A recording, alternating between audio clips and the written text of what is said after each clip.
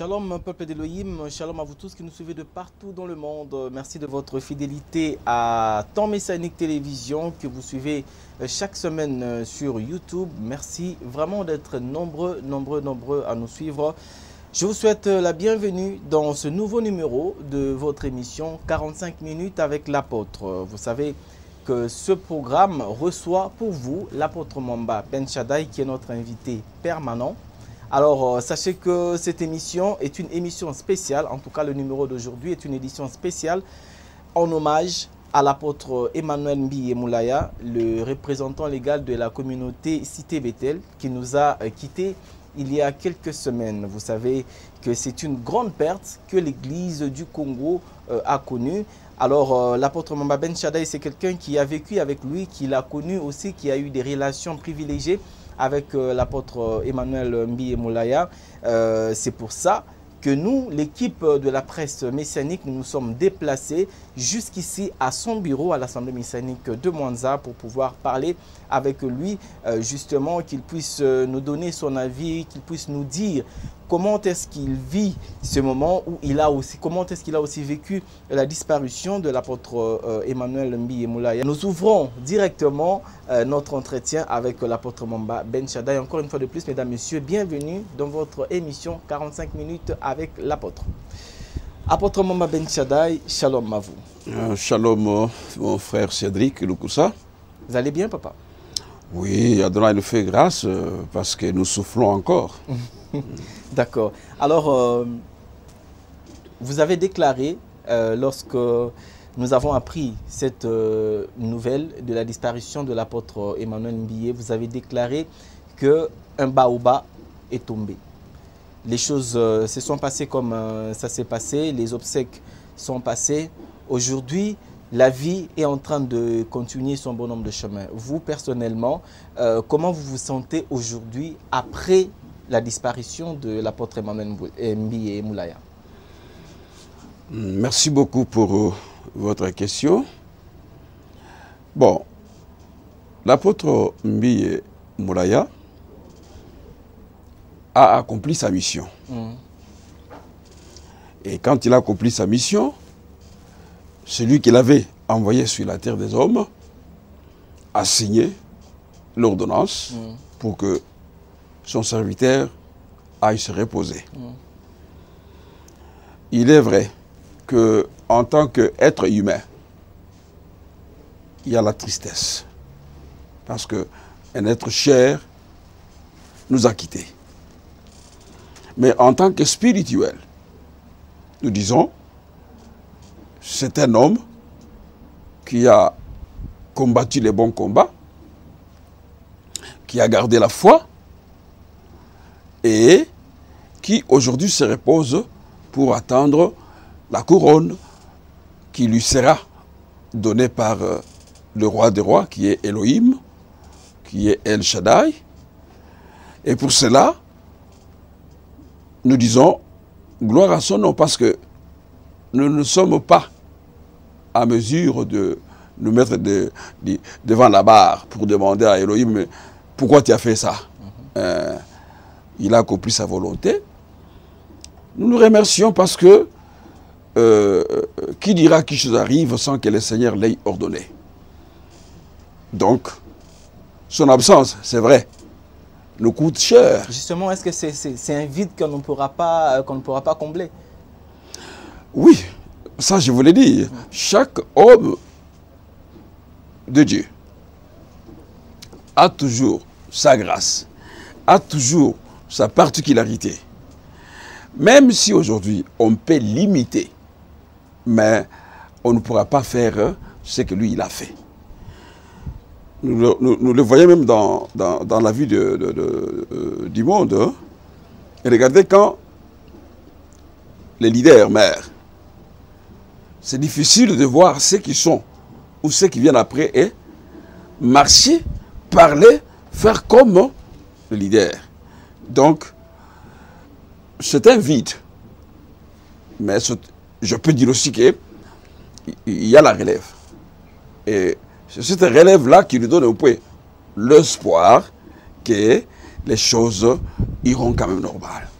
Apôtre Ben Shaddai, vous avez été avec l'apôtre Mbi Moulaya, vous l'avez côtoyé très régulièrement. Comme je l'ai dit en introduction, que vous avez eu des relations privilégiées avec lui. On sait qu'il a été longtemps souffrant pendant son séjour en Europe. Personnellement, comme vous avez appris la nouvelle sur son décès, qu'est-ce que ça vous a fait? Vous savez, je me rappelle d'une histoire qui s'est passée dans la Bible. Entre le roi David et Jonathan, fils de Saoul. C'était vraiment des amis intimes. Et quand David a appris que Jonathan est tombé sur le champ de bataille, David a pleuré. J'ai quand même le verset devant moi ici, je voudrais un peu le lire. Hein. Allez-y, allez-y. Alors on dit, comment les héros sont-ils tombés au milieu du combat? Comment Jonathan a-t-il succombé sur tes collines? Il pose la question à Elohim. Je suis dans la douleur à cause de toi, Jonathan, mon frère. Tu faisais tout mon plaisir. Ton amour pour moi était admirable. Comment, il dit, au-dessus de l'amour de femme, comment des héros sont-ils tombés? Comment leurs armes se sont-elles perdues? Là, vous comprenez que quand David a eu le message que Jonathan venait de mourir sur le champ de bataille, ça lui a fait mal. Et c'est comme ça qu'il a fait des éloges. Comment les héros sont-ils tombés? Mbi Moulaya, c'est un héros. Oui, il n'est pas tombé dans le champ de bataille, mais il est tombé malade. Et lorsque nous avons appris sa nouvelle, oui, nous avons aussi fait comme David. Comment les héros sont tombés. Cet homme, il a servi Adonai sur la terre des hommes. Il a fait parler de son ministère et de lui-même. Je ne sais pas si aujourd'hui, aux quatre coins du monde, il y a des frères qui ne peuvent pas dire qu'ils connaissent l'apôtre Mbi Moulaya. Parce que Bethel est installé par tout le monde. Mais toutes ces assemblées de Bethel-là, ce n'est pas l'apôtre Mbi qui est allé les installer. C'était des fils qu'il a engendrés dans ce ministère au sein de l'église Cité Bethel. Tu vois, tellement qu'il les a bien enseignés. À chaque fois qu'un frère arrive dans un coin, il commence une assemblée. Il les nomme Bethel. Je suis certain, parce que d'après les statistiques qu'on a fait lors des obsèques, il semble qu'il a laissé plus de 1300 quelque chose églises sur la terre. Mais je ne pense pas qu'il a visité toutes ces églises-là. Ok. Donc, à partir de cela, quand un homme comme celui-là, la nouvelle tombe qu'il est mort, je crois que c'est tout le monde qui doit pleurer. Et c'est comme ça que quand nous avons reçu la nouvelle, moi personnellement, quand j'ai reçu la nouvelle, je suis allé partager avec mon épouse. J'ai dit, maman, Mbiya Moulaya s'est endormi. C'est ça les termes que j'avais utilisés. S'est endormi. Maman a compris. Et elle a commencé à pleurer. Oh Seigneur. C'est-à-dire qu'elle a été aussi touchée parce qu'elle connaît bien l'histoire de cet homme, du début jusqu'au moment où l'apôtre vient de nous quitter. Donc, la nouvelle nous a, dans un premier temps, choqués. Mais en tant qu'homme spirituel, on devait toujours adoucir les choses. C'est cela ce que je peux vous répondre sur cette question-là. Vous avez toujours eu une affection très particulière à l'endroit de l'apôtre Emmanuel Mbiye. D'ailleurs, vous l'appelez toujours grand frère. Était-il un modèle pour vous? Oui, parce que l'apôtre Mbiye Moulaya était un homme très simple. Vous savez que moi j'aime la simplicité. Il était vraiment humble. Parce que sa dimension telle que je connais, la génération montante, comment est-ce que cette génération veut se tuer pour la gloire, pour la célébrité. Si c'était comme l'apôtre Mbiye Moulaya, je crois qu'il aurait cherché cette célébrité-là d'une manière ou d'une autre. Mais cet homme était toujours simple. Partout où moi j'étais avec l'apôtre Mbiye Moulaya, ce n'était pas un homme orgueilleux. Ce n'était pas un homme qui aimait de gloire. Très simple. D'après les témoignages, il était aussi très discipliné dans l'œuvre. Je vous dis, très simple. Je me rappelle un jour, on avait un travail organisé par ACK, et Retour à la parole. Alors, il était orateur comme moi. J'arrive au niveau du palais du peuple pour arriver à Bandal. Sa Jeep avait connu des problèmes. Alors, il m'appelle. Ben Salah, vous êtes où? Je lui dis que je suis tel endroit. Il me dit, viens me récupérer sur le temple de 50 heures. Ma voiture m'a causé des problèmes. Comme ça, on part ensemble à Bandal. Je suis allé vite, je le récupérais. Et nous sommes allés. Et quand on parlait avec lui, vous ne pouvez pas, comme vous voyez aujourd'hui, nos serviteurs qui ont des gardes-corps, des militaires. Non, non. L'apôtre Mbiye Moulaya n'était pas comme ça. Donc, il avait une simplicité. C'est ce qui m'a beaucoup marqué, moi. C'est pour cela que vous me voyez, souvent, j'ai toujours été très simple. Oui, justement. Il y a même des serviteurs, quand ils me côtoient, s'ils vont faire ils vont donner des informations à leurs collègues que non, nous venons de rencontrer l'apôtre Ben Shaddai, ils se bagarrent. Qu'est-ce que vous voulez? Vous voulez nous faire voir quand même que non, vous êtes devenu aussi un grand serviteur sur la ville et que vous avez rencontré l'apôtre Ben Shaddai. Bon. Et quand ils viennent pour me rencontrer, lorsqu'ils me voient, le serviteur me dit, papa, regardez, j'ai amené ces hommes de Dieu parce que les jours où je vous ai rencontrés, ils n'ont pas cru. Mais quand ils sont venus, je les ai bien reçus avec beaucoup de simplicité. Et quand ils sont sortis, non, ils étaient encore surpris. Ils me disent, l'homme de Dieu, on ne peut pas croire que vous avez une telle simplicité parce que nous connaissons quand même sur la ville vos collègues, comment ils se comportent. Donc vous voyez, tout ça, c'est quoi? Ça dit que il est le modèle parce que malgré la grande communauté qu'il dirigeait, mais l'apôtre Emmanuel Mbiye a toujours été vraiment simple. Même chez lui à la maison. Je pouvais passer aussi chez lui à la maison, quand il me voit, ah, Ben Salah, vous êtes là, on s'assoit, on cause très bien. Donc, mais chez les autres, ce n'est pas comme ça. Donc, vraiment, c'est les modèles.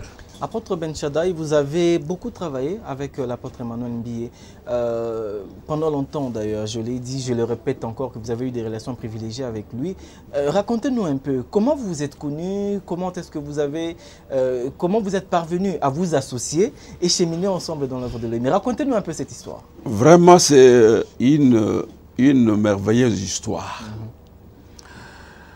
Moi, j'ai commencé à faire mes premiers pas dans le groupe charismatique de frères franciscains, qu'on appelait à l'époque le groupe de Père Lufulwab. Le groupe a commencé d'abord ici à Lemba, sur Kilombe, au coin. Et après, comme il y avait tellement beaucoup de gens, le groupe est allé à Kingabwa, dans une ferme d'un certain frère, j'ai déjà oublié son nom. Nous étions là, nous on se réunissait chaque samedi. Et le groupe était dirigé par le frère Hilaire, paix à son âme.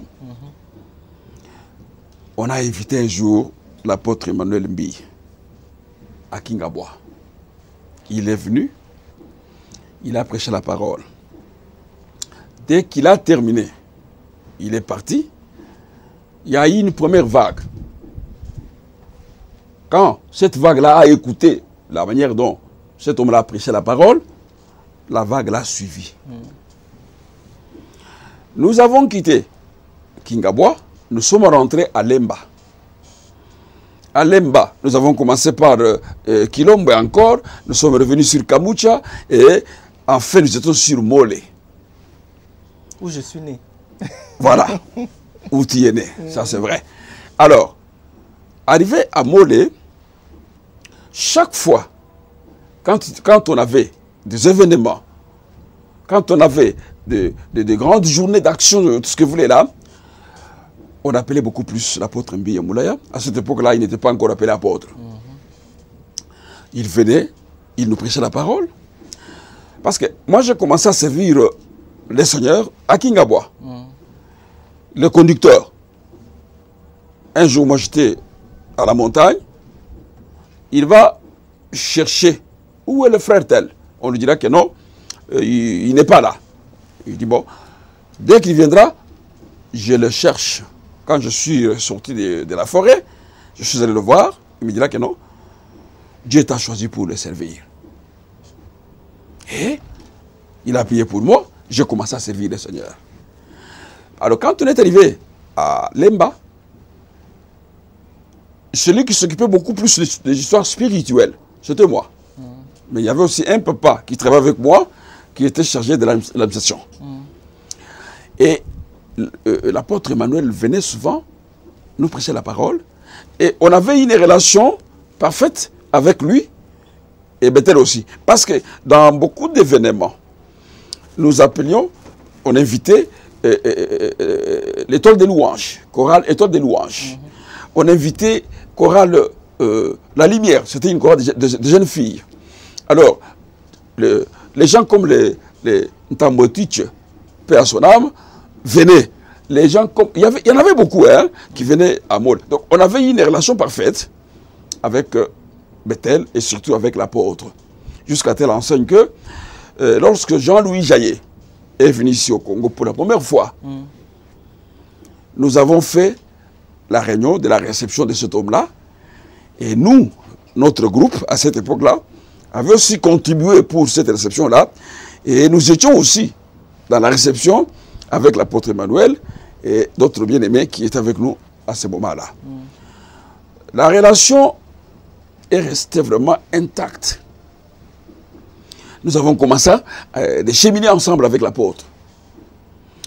Alors, jusqu'à ce que, un jour, à la première rue, il va organiser une grande pastorale avec presque beaucoup de délégations de Bethel qui étaient en province. Alors il me dira que Ben Shaddai, vous allez être orateur dans cette grande pastorale. Moi je dis, ah bon, vous me donnez quel thème? Il me dit, vous allez parler sur la gestion permanente de la doctrine. Comme c'était un homme qui aimait la doctrine.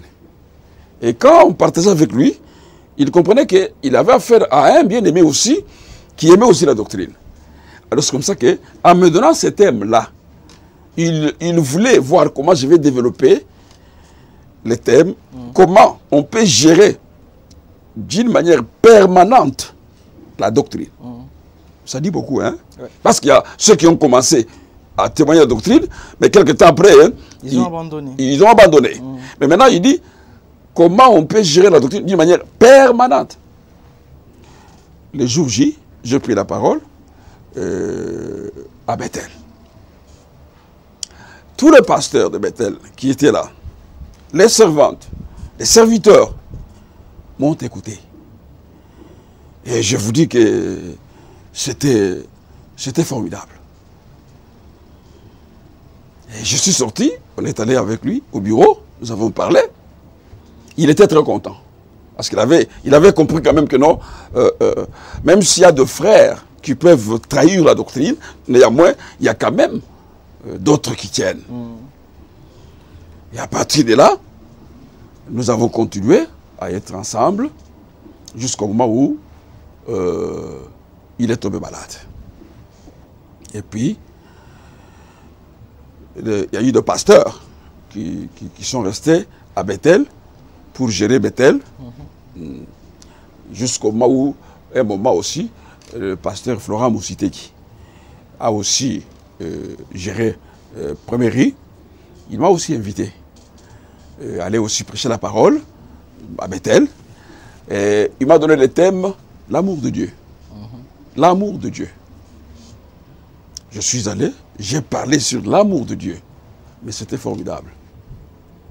Je crois que c'est la toute dernière fois que j'ai mis mes pieds à Bethel Pommery lorsque le pasteur Moussiteki m'a invité pour aller prêcher la parole.